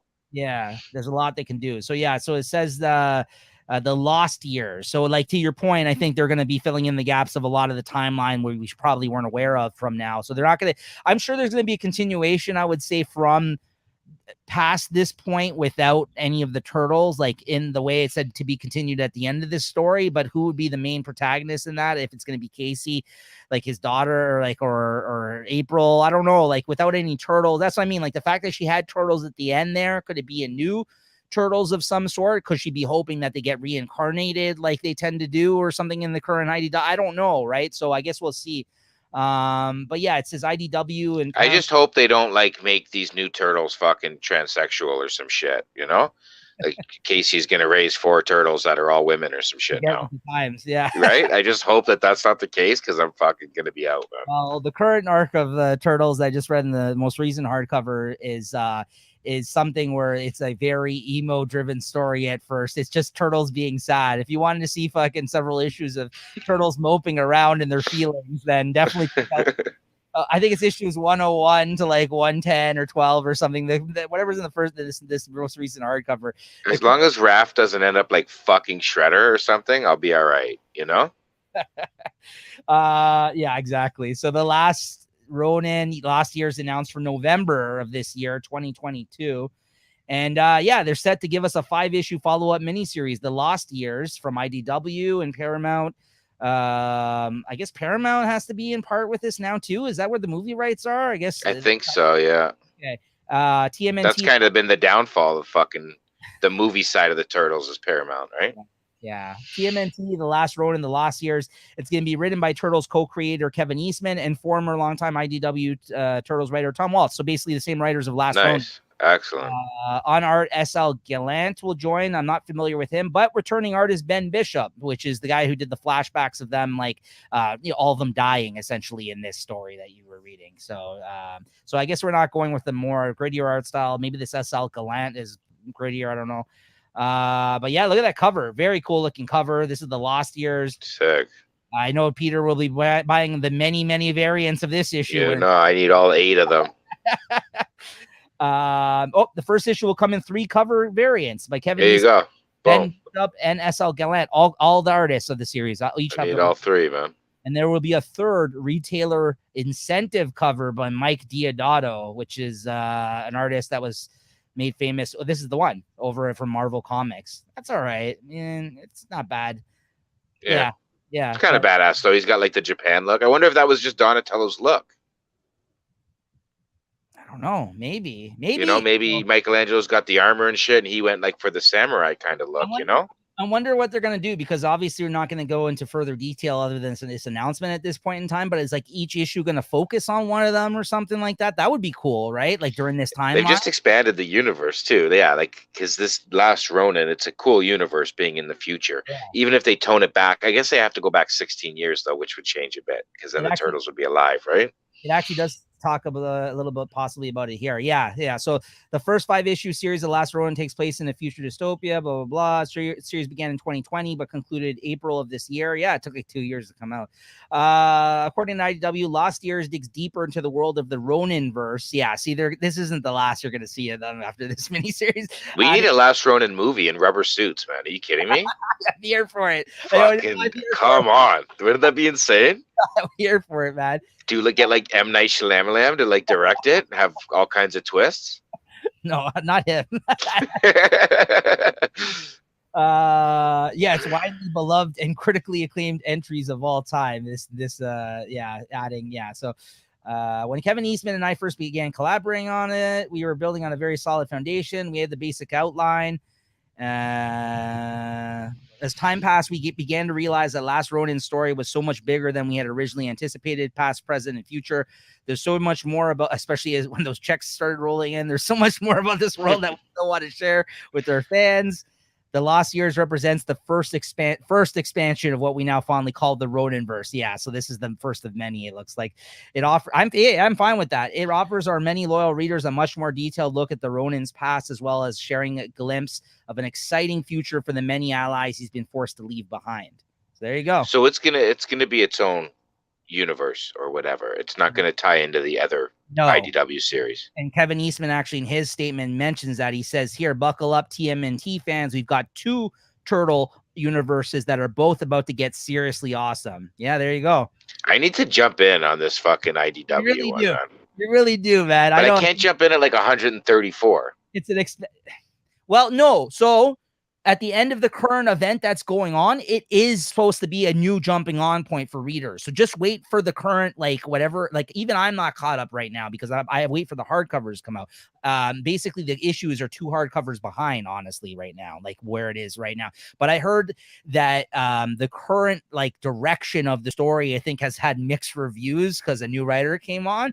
And I've heard at the end of this event, it's very possible they're going to change it up again. So like they said that at the end of this current event, I think it's going to be like a new jumping on point, new status quo again for the Turtles. So like you could jump on, honestly, even with this 14th volume, but I think if you read with this 14th volume without everything leading into it, you might jump right off, to be honest with you. So I got to tell you, it's kind of that's how many hard copies I would have to buy. Hardcovers is 14. There's 14 volumes out right now. I ain't got the room for that. If I bring 14 of those home, I'm gonna get murdered by my wife, man. So I mean, I might hurt, but maybe jump in at volume 16 or whatever is going to be the new status quo for the Turtles. I don't know. Or start, I don't know, buying the issues. Just buy the issues. I might just do that. Yeah. Yeah, do that. But you got to tell me what issue is going to be the new this jump off point, right? I'll don't worry, man. I'll keep you informed. Keep me posted here, man. I will. Now I'm on the Turtles train. I've been buying up cards and shit because I'm telling you, I've been doing that for a little while now. I haven't gotten a lot of Turtle stuff. Right. So it kind of makes sense. It's perfect. If Last Ronin's going to take off, I heard they're doing an open world video game, which is going to be fucking amazing. You know, you could level up your characters and different fighting techniques, like Assassin's Creed almost. You jump buildings and hide and shit, right? Yeah. Wow. You know, maybe you can go to Shredder and whatever. Like, the possibilities are endless. I heard it's going to be dark. I think it's the same people that are doing the Star Wars game. Is that EA? It's not EA, right? No, well, I think the last one was EA, yes. So then maybe I know something else then, not Star Wars. Okay. I think it was the last It wouldn't be EA. Okay. I hope not. No, I know. That's as soon as I said that, I was like, oh, fuck. It wasn't because it wasn't EA. But yeah, lastly, though, let's take a look, guys. There's going to be figures coming out soon that we're really looking forward to as well. You already know, paid up in cash. There were some pictures of them unboxed at the SDCC. San Diego Comic-Con this past week as well. So let's take a look at some of the photos of that. Let me just bring that up for you guys. Well, I got the Michelangelo in armor pre-ordered already. Right. Yeah, I don't have it pre-ordered, but I'm getting the armored one when it comes out. So here's the photos of the actual figures that were taken at SDCC outside the box. The boxes look awesome. Like that artwork on the back of the box is like that from the comic. Really cool. Now, are those flaps that open up and then I hope so. And they're in there, yeah. Because that's my Spawn is like that. And I think that when they do it like that, it's perfect for collectors that do want to keep it in the box, but also have a nice presentation where you can look at the figure too. And display it, yeah. Exactly. So like if that's how the boxes are, I'm keeping it in the box. But if it's not, I'm going to be tempted to open it. Oh, this is in the box. 100%, man. You don't take this out of the box. I'll have to come to your house and beat you if you do it, man. Look at the accessories on this too. They even got like a mouse. Yeah, mouser, but that mouser's on the non-armored. Oh, I'm getting the armored one. Yeah. I gotta get the non-armored. Like, are you kidding me? I gotta get both, man. When I go there that day to pick mine up, I'm copping the next one. You already know, man. Better hope they got it. Already know, man. They got his I hope I can put like the non-armored like sitting like reading fucking Splinter's book, you know, or something like in the comic, right? Yeah, so there you have it. Those look awesome, man. I gotta say, yeah, I went with the armored, but the non-armored looks cool too. I gotta say, because he's got got different faces. I Well, don't now know. that you read the story, or for me, anyways, now that I've read the story, the non-armored look, it's when he's at home, he's talking to April, like it's a good, I don't know, the good look, right? Right. And then Just fucking tarp off. Oh, there we go. There we here go. we go, fucking armored. Yeah. So See, I seen that they have that building. I seen that at EB Games. It's like it's like $200, but it's like a big giant building with ledges. It's an accessory that comes with it's it? from NECA. Yeah, it's for the turtles. It's for the turtle toys that I have. Yeah. But it's like a brick apartment building with different levels and shit, right? Look at that weapon that he has. Oh man, Oh, see, shit. I want to get out of the fucking box so I can do that though. No way, man. No way. Don't you dare take it out of the box, man. Like a bookcase or something. Yeah, that's true. Actually, that'd be sick, man. With the sword like this, like scaling Yeah. that, that'd be. I can't wait to have this toy and just never play with it ever. About dioramas, guys, that first off, fucking room for. Second of all, you're not fucking box. So like, what does it matter? No, look, I wasn't gonna take these guys out of the box either. That lasted like 6 months. I was like, fuck this, man. What are you gonna do? You're gonna buy that sick building just so you can put the box in front of it. Yeah, listen, you're sounding like Cass now, all right? Hey, listen, I'm no one to hate on room. So yeah, I literally, like, if you look behind, there's not an inch of like open space unless I wanted to put like something in between something. The walls are closing in on me here. I can't say. When I get something new, I just have to like find an open little spot and tack it there. It's just chilling on a couch. Oh, see, if you had tarp off version right now, just chilling on a couch. Put them in front of the TV. You get different heads and shit too, eh? Yeah. All right, I think that's everything there. But yeah, you get those fucking things. What? Yeah, it's pretty cool. What? It sucks that I'm never going to be able to play with him. Got a lot of good accessories, man. He's got a lot of good accessories. You got all the weapons. He's got all the weapons. Yeah, he gets every weapon. Yeah. Yeah, that's crazy. Yeah, and I'll never know. What are those fucking weapons? He's got like big boss man clubs, man. Yeah. There's like a huge baton. It's like Striker for Mortal Kombat. Yeah. Yeah, it is. That's basically what it is. I don't think did he use that in the comic? I guess. Oh yeah, all kinds. Yeah. Yeah, there you go. There's all the weapons. Wow. Yeah. Great accessory. I'm never gonna look at any of them. And they're all gonna stay in the box. Let's very quickly look at the unarmored one too. Let's see that. Yeah, he gets some sick accessories too. He gets the mouser. He gets a few different things, not just weapons, right? Yeah, I definitely would go with the other one over that, but still, it is cool. Okay, hold up. Okay. That's kind of cool, man. Unarmored one. It's definitely not as cool I as need armored. that hood though. That's what I mean. I need that get up though. He just, it's like 4th of July turtle, right? He just like had a few beers, tarps off. He's going to fight crime now, right? 4th of July. He's got his fucking flip flops. He's on. Yeah, he's fucking down in Key West. Yeah, he's ready to scrap.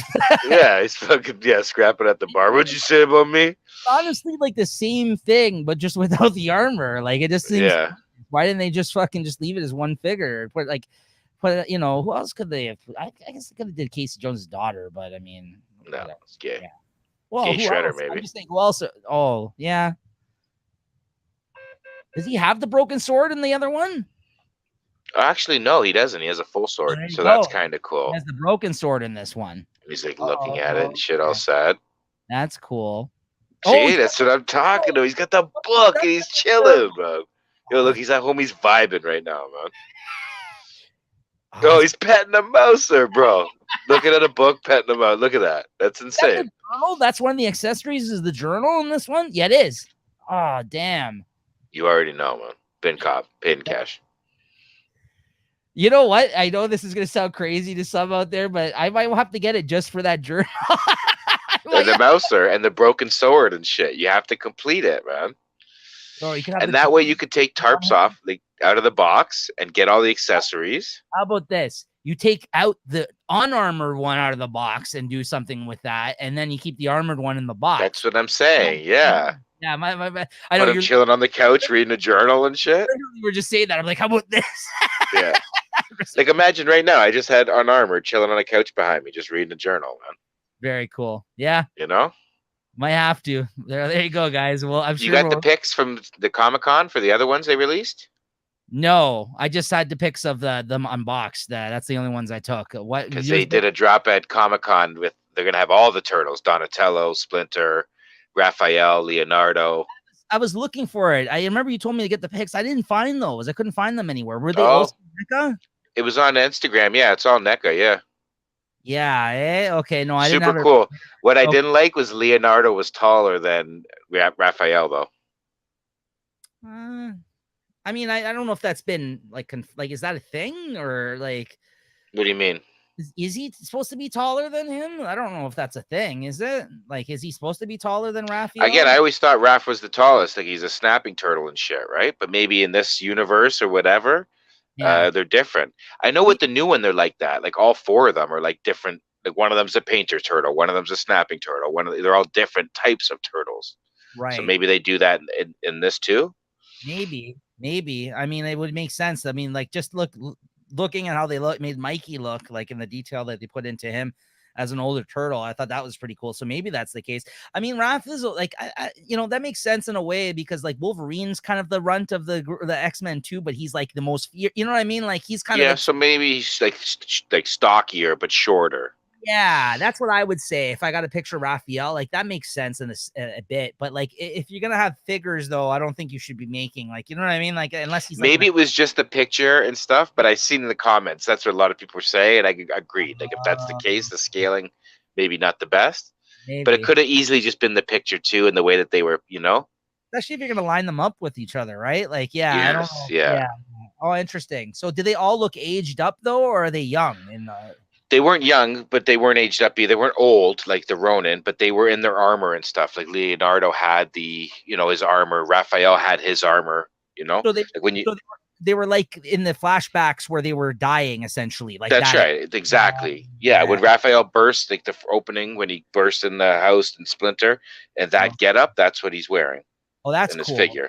Yeah, which is cool. Because I remember thinking too at the beginning, I'm like, oh, I'm not going to get those or whatever. But now I've already read it, like 100% already paid in cash. Like, oh man, need that Raphael at least, And their NECA as well, eh? And their NECA, which are just insane. The best figs out there, man. Bro, it's a deep hole to fall down with those NECA turtles. Though they do them all. Yeah. So you need that Splinter too. Like, got 100% need the Splinter. I understand that though. Like you got like the movie ones, which makes a lot of sense to me. Like, and then you got to get some cartoon ones, but like, but they go crazy. They got Turtles in Time ones now. They got like they got the ones that look like the video game. Like they have like NECA has made like every iteration. Well, even this is the Turtle 1 movie, but they have Ninja Turtle 2 movies, yes, right? Which look almost the same, but different. You get some pizza slices, you get different accessories, right? You have the Super Shredder. But the Super Shredder, that's one that I'm after, right? That's pretty cool. I know. Yeah. I know. Even here, the Shredder that I have back here, I love it. It's like NECA does a great job. The cape comes out of the box all in its own package. You open it up, it's like metal. You can show his shoulder spikes and shit, right? I can't remember. Did you get the trench coat Raphael NECA one? No, I can't find it anywhere, man. Yeah, EB Games, by the time I found it, it was sold out. I've seen it at a few toy shops for like $150. I'm just not going to pay that, right? That's a sick one. No, I know, but that's like one of my favorite too. Is him in the trench coat, right? Yeah. And you get Casey Jones too in that one, which is cool. Sure. Yeah. Right? You get the 2-pack. There you go, Turtle Mania, guys. It's back. It's like the '90s all over again. Yeah, I love it, man. But yeah, that'll do it for our discussion today, guys. Thanks for tuning in. If you check this out, and stay tuned. Maybe Peter will come on when the next Last Ronin series gets collected and the hardcover comes out. Maybe we'll talk about somewhere down the road, but always the possibility. You can also catch Peter on Cracking Packs with the chat here on the Late Night Collectors community. That's our ongoing show that we've been doing over the last, I guess year or two now at this point. Of 2 years even, yeah. Us opening up, all kinds of different cards, hockey cards, Pokemon cards. We also opened up some Dragon Ball cards on there. So, yeah, definitely check that out. On our most recent episode, if you go back and look at our playlist in the feed, we just had Chris on opening up a hobby box of NHL cards. Oh, nice. How'd that go? he didn't find what he was looking for. So he was chasing a card. So I'll leave that for you guys if you guys want to check that one out. But it was a fun video, as always. Lots of Russian comments, as of course, and some Russian to be expected, right? Yeah, and in the video before that, guys, is actually when Peter was on. He kind of had his redemption arc very recently, opening up the new Pokemon Go card set. Peter was kind of on a bit of a shitty. Yeah, no, I last Ronin my fucking Pokemon opening there. Saved the day, so it was pretty good. Fucking right, yeah. So check that out if you want to see the best Pokemon pulls that Peter has had in some time on the channel. So. Literally my life. So yeah, no, it was good. Good opening and whatever. Yeah, definitely check it out. You can always catch him somewhere here at Late Night Collectors community, and yeah, make sure you subscribe, hit that like button, the notification bell, be notified of when these videos come out. Hit us up in the comments, all that good stuff. And we'll see you guys next time. You gonna play us out with the fucking of course Shredder's Revenge? Thanks for reminding me, actually. But yeah.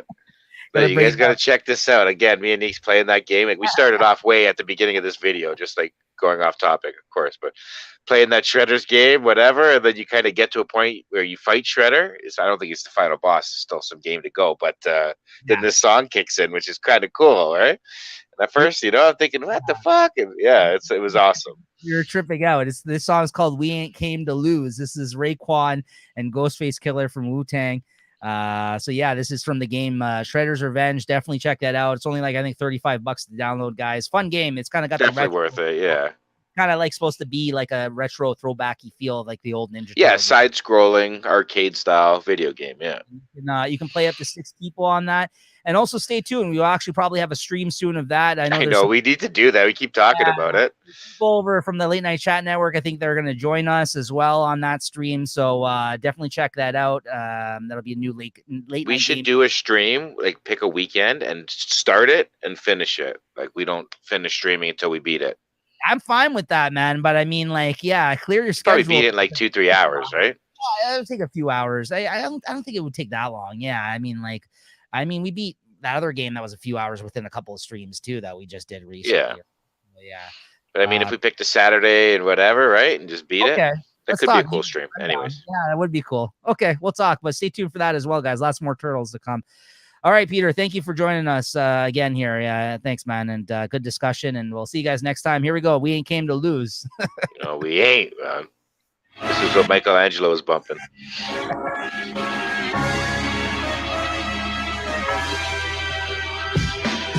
Nice to meet you, now I'm here to beat you with full force. Mess up your facial features. I still the beast, I'm stealing all y'all little Caesars. All y'all stuff your face with is pizza crack like a sending y'all little Caesars, bro. I could beat your teacher. I defeat Leonardo, y'all become the weakest. I take off all of your mass and dismantle your features. Shredder, I cross the line like a letter. Smash all of you turtles, put you back together. Indeed, I squish turtles like a tight girdle. Any obstacle, I clear it like a high hurdle. My stomach cringes for all of you fake ninjas. Fighting you will show you what revenge is. Diabolical mode, strike with mad vengeance. Ask Splinter, he know I'm coming with bad intentions. Yo, so it's bagger, man. We came